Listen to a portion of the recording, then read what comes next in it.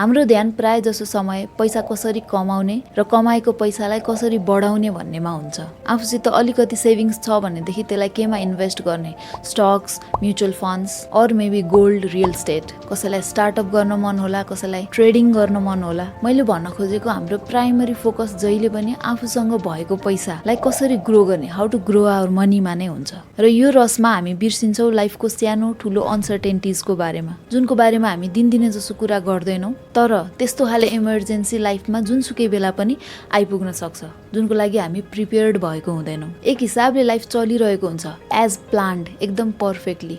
अब यो गर्ने त्यसपछि त्यो गर्ने भनेर हामी एकदम सेट हुन्छौँ। तर अचानक आइदिन्छ कुनै इलनेस अथवा कोभिड जस्तो कुनै महामारी, कुनै नेचुरल डिजास्टर जुन हामीले पहिले प्लान गरेको हुँदैनौँ। र त्यस्तो बेलामा सेभिङ, इन्भेस्टमेन्ट भन्दा पनि अर्को एकदम मोस्ट इम्पोर्टेन्ट चिज छ, त्यो इमर्जेन्सी फन्ड। तपाईँ आफै भन्नुहोस्, आज मैले यो इमर्जेन्सी फन्ड भन्ने टपिकमा कुरा गर्नु अगाडि, तपाईँलाई सम्झाउनु अगाडि के तपाईँ प्रिपेयर्ड हुनुहुन्थ्यो यसको बारेमा, अथवा तपाईँले एकचोटि पनि सोच्नु भएको थियो यसको बारेमा? प्रिपेयर्ड हुनुहुन्थ्यो भनेदेखि द्याट्स ग्रेट। हुनुहुन्थेन भने पनि आजको भिडियो हेरिसकेपछि तपाईँ एकदम प्रिपेयर्ड हुनुहुन्छ इमर्जेन्सिजको लागि। नमस्ते everyone, I am Supriya Sharma. I am a chartered accountant and a stock market trader. Suppose तपाईँ जब गरिरहनु भएको छ, तपाईँको मन्थली बेसिसमा स्यालेरी आउँछ, तपाईँको अलिकति इन्भेस्टमेन्ट गोल्डमा छ, अलिकति स्टक्समा छ, अलिकति फिक्स डिपोजिटमा पैसा राख्नु भएको छ, र हामी पुग्यौँ मन्थको 25th 26तिर, मन्थको एन्डतिर। र मन्थको एन्डतिर पुग्दाखेरि अलिकति पैसाको तनाव बढिरहेको हुन्छ, अर्को स्यालेरी हामी वेट गरेर बसिरहेको हुन्छौँ। र लेट्स इमेजिन त्यो बेलामा तपाईँको अचानक बाइक एक्सिडेन्ट भयो। त्यस्तो मेजर तपाईँलाई केही पनि हार्म भएन, तर तपाईँको बाइक बनाउनको लागि 25,000 रुपियाँ लाग्ने भयो। र मन्थको एन्डतिर भएको हुनाले तपाईँको ब्याङ्क अकाउन्टमा 5-6 हजार भन्दा बढी थिएन। अब यति चिजको लागि सुन बेच्ने कुरा आउँदैन, र जुन पैसा तपाईँले एफडीमा राख्नु भएको छ त्यसलाई तोड्न पनि मन लाग्दैन, होइन? र स्टक मार्केटमा तपाईँले इन्भेस्ट गर्नुभएको छ, अहिले तपाईँले किनेको स्टकको प्राइस घटिरहेको छ, तपाईँ अलिकति लसमा हुनुहुन्छ, टेम्पररी लस। अब तपाईँसित त्यो इमर्जेन्सी बाइक बनाउनु पर्ने जुन छ त्यसको लागि पैसा छैन, 25,000 रुपिज। र तपाईँले कोही साथीभाइसँग पर्सनल लोन लिनुभयो आफ्नो बाइक बनाउनको लागि 25,000 रुपियाँ। सो नेक्स्ट मन्थको स्यालेरी जब आउँछ तपाईँको 40,000 रुपिज, लेट सपोज, त्यो बेलामा 25,000 त तपाईँले अलरेडी स्पेन्ड गरिसक्नु भयो आफ्नो बाइक बनाउनको लागि।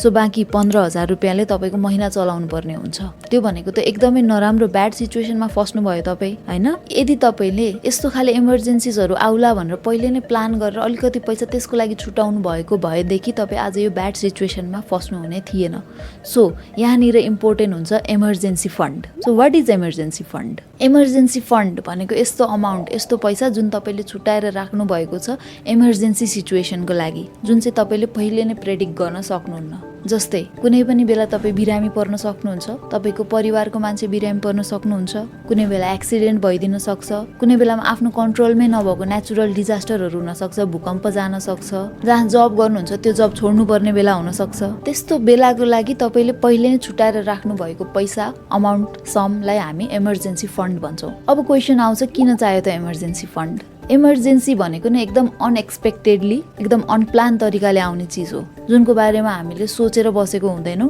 जुनसुकै बेला पनि पर्न सक्छ। जस्तै कोभिड-19 को टाइममा कतिपय स्टाफहरूलाई आफ्नो जबबाट निकालिदियो, कतिजनाले 50% स्यालेरीमा वर्क गर्नु पर्यो, कतिजनाले महिनौसम्म स्यालेरी पाएन। त्यस्तो बेलालाई इमर्जेन्सी फन्ड जरुरी हुन्छ। अथवा अरू कुनै त्यस्तै इन्सिडेन्ट, जस्तै आग लागि हुन सक्छ, कुनै बेलामा घरको रेनोभेसन गर्नुपर्ने हुन सक्छ, त्यस्तो बेलाको लागि इमर्जेन्सी फन्ड इम्पोर्टेन्ट हुन्छ।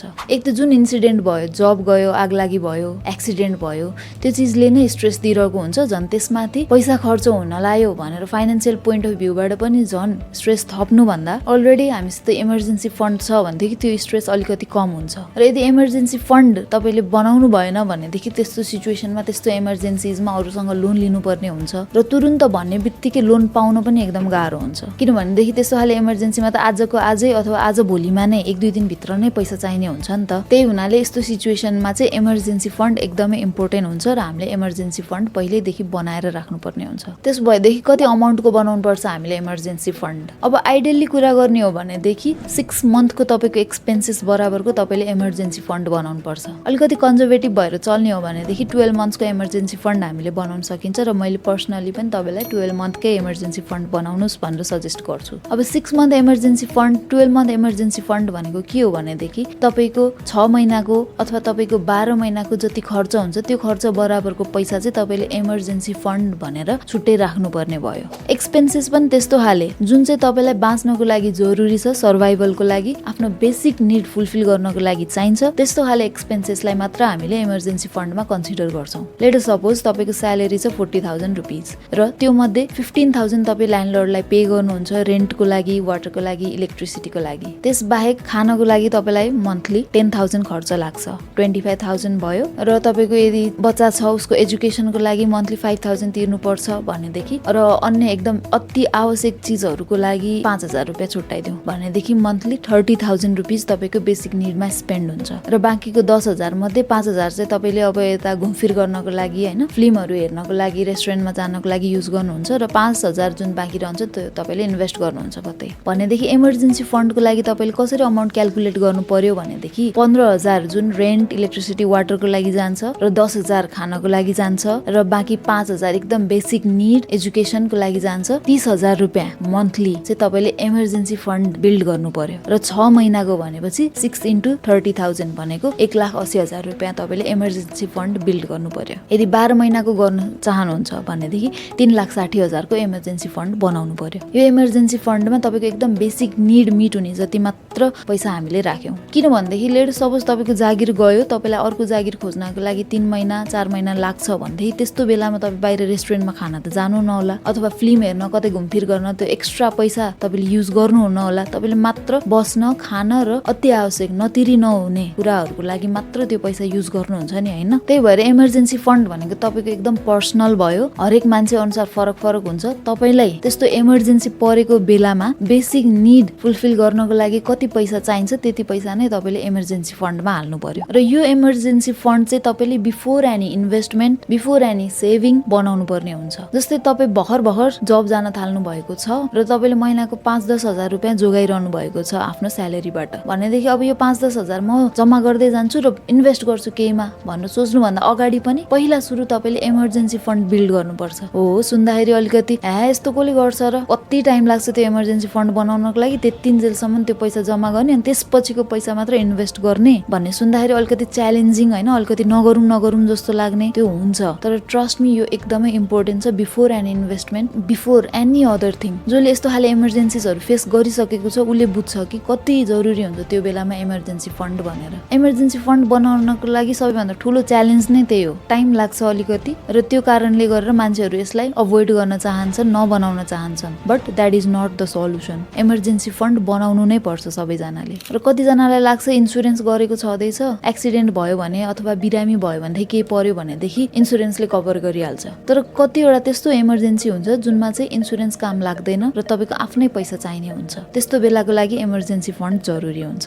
इमर्जेन्सी फन्डको पैसा राख्नको लागि तपाईँले एउटा सेपरेट ब्याङ्क अकाउन्ट बनाउनुहोस्, किनभनेदेखि त्यो रेगुलर युज हुनेवाला अकाउन्टमा त अब एटिएमबाट स्याटो पैसा निकाल्न मन लागिहाल्छ नि होइन, अनि चलायो, खर्च गर्यो र इमर्जेन्सी फन्ड कहिले बिल्डै हुँदैन। हरेक महिना आफ्नो इन्कमबाट सर्टेन अमाउन्ट त्यो सेपरेट ब्याङ्क अकाउन्टमा राख्नुहोस् जुन चाहिँ इमर्जेन्सी फन्डको लागि तपाईँले छुटाउनु भएको छ। र कहिले कतैबाट एक्स्ट्रा इन्कम आयो, जस्तै कुनै बेलामा बोनस आउन सक्छ, कसैले गिफ्ट दिन सक्छ, त्यस्तो खाले पैसालाई पनि इमर्जेन्सी फन्डमा हालिहाल्नुहोस्। र यसरी सेपरेट ब्याङ्क अकाउन्टमा इमर्जेन्सी फन्ड बराबरको पैसा जस्तै 1,80,000 अथवा 3,60,000 अघि मैले भनेको जस्तो त्यति जम्मा भइसकेपछि त्यसको 20% चाहिँ आफूसित क्यास राख्नुहोस्, लिक्विड। मतलब घरमा कतै दराजतिर अथवा एउटा सेफ ठाउँमा 20% चाहिँ क्यास आफूसित राख्नुहोस् इमर्जेन्सी फन्डको। किनभनेदेखि एकदम अर्जेन्टली ब्याङ्क जाने पनि टाइम नदिकन कुनै इमर्जेन्सी आयो भनेदेखि त्यो क्यास तपाईँले झिकेर चलाउन पाउनुहुन्छ। कुनै बेलामा हुन सक्दैन ब्याङ्कबाट नै पैसा झिक्न नमिल्ने हुन सक्छ अथवा एटिएम काम नगर्ने अथवा अरू केही प्रब्लम्सहरू आउन सक्छ, त्यस्तो बेलामा त्यो क्यास तपाईँले झिकेर चलाउन पाउनुहुन्छ। त्यही भएर 20% राख्नुहोस् आफूसँग क्यास।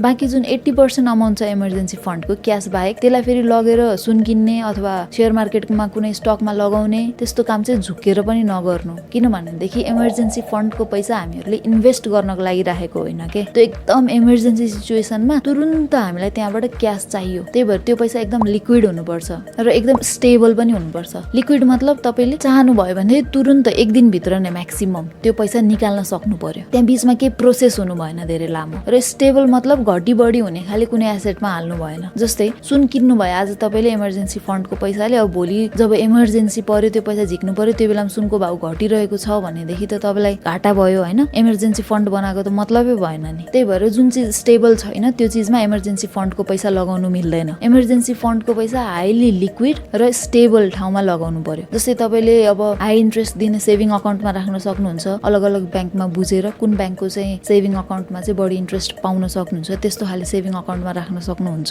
रिटर्न चाहे कम नै आओस् तर नियरली अर इक्वल टु इन्फ्लेसनको रेट, इन्फ्लेसनलाई बिट गर्न सक्ने जति पैसा त्यसले कमाएर दियो भनेदेखि पुग्यो। किनभने इमर्जेन्सी फन्डमा आज 1 लाख रुपियाँ राख्यो र केही वर्षपछि सपोज इमर्जेन्सी नै आएन, बिचमा 5 वर्षपछि मात्र इमर्जेन्सी आयो भनेदेखि आजको 1 लाखको भ्याल्यु र 5 वर्षको 1 लाखको भ्याल्यु त एकदम इन्फ्लेसनको कारणले गरेर त्यसको पर्चेजिङ पावर त घट्छ त्यो पैसाको। त्यही हुनाले पैसालाई यत्तिकै आइडल राख्नु पनि भएन र इन्फ्लेसन रेट जति छ त्यत्तिको एटलिस्ट रिटर्न दिने चिजमा चाहिँ हामीले हाल्न सक्यो। प्रायः जसो मान्छेले सजेस्ट गर्छ कि इमर्जेन्सी फन्डको पैसालाई चाहिँ फिक्स डिपोजिटमा नराख्नु, किनभनेदेखि अलिकति प्रोसिड्युरल हुन्छ फिक्स डिपोजिटबाट पैसा झिक्नको लागि, र झिक्दाखेरि अलिकति चार्जेस पनि काट्छ। यदि त्यो म्याच्युरिटी पिरियड भन्दा अगाडि नै तपाईँले पैसा झिक्नु भयो फिक्स डिपोजिटबाट भनेदेखि एक्स्ट्रा चार्जेस लाग्ने भएको हुनाले चाहिँ त्यस्तो काम नगर्नु भन्ने सजेस्ट गर्छ। तर पर्सनली मैले चाहिँ फिक्स डिपोजिटमा इमर्जेन्सी फन्ड राख्दा हुन्छ भन्छु है। किनभनेदेखि हेर्नु 20% अमाउन्ट त तपाईँले अलरेडी लिक्विड राख्नु भएको छ क्यास, र केही पर्दाखेरि त्यो 20%बाट तपाईँले चलाउँदै गर्न मिल्यो, र बाँकी 80%लाई फिक्स डिपोजिटमा राख्नु भयो भनेदेखि त्यसले एटलिस्ट 5-6% को रिटर्न त तपाईँलाई गर्छ, nearly equal to inflation rate होइन। फिक्स डिपोजिटमा आजकल मोबाइल एपबाट नै पैसा ट्रान्सफर गर्न मिल्छ, फिक्स डिपोजिट खोल्नु मिल्छ, र